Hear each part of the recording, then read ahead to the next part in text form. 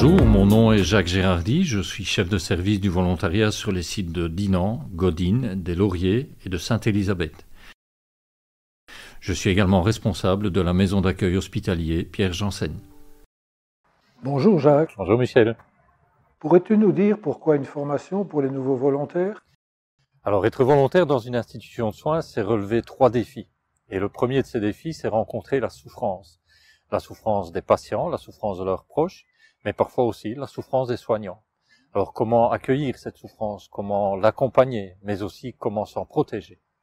Alors le deuxième défi, c'est celui d'évoluer dans un univers hautement sécurisé, hautement technicisé, avec son langage propre, ses appellations d'origine contrôlée, oserais-je dire.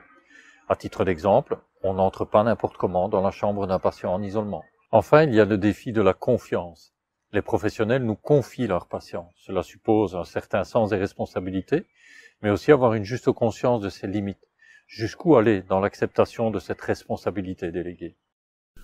Concrètement, la formation se décline en 3 journées et demie. Les 2 premières journées abordent la communication assertive, c'est-à-dire comprendre et mettre en pratique les principes de base en communication. Comprendre et gérer les comportements de l'autre, ses émotions. C'est aussi savoir écouter une personne en souffrance en prenant soin de soi et savoir rester dans son rôle. La 3e journée permet dans un premier temps d'aborder les multiples aspects du fonctionnement d'un hôpital. Cela va du secret professionnel au plan d'urgence, en passant par toute une série d'autres notions importantes à connaître. Dans un second temps, nous visionnons un film permettant de comprendre la maladie d'Alzheimer et comment bien réagir face à une personne confuse. La dernière matinée permet enfin d'aborder les différentes étapes du parcours psychologique chez une personne qui reçoit un diagnostic de maladie grave. Cette formation est totalement prise en charge par notre institution. Elle est donc gratuite, mais obligatoire.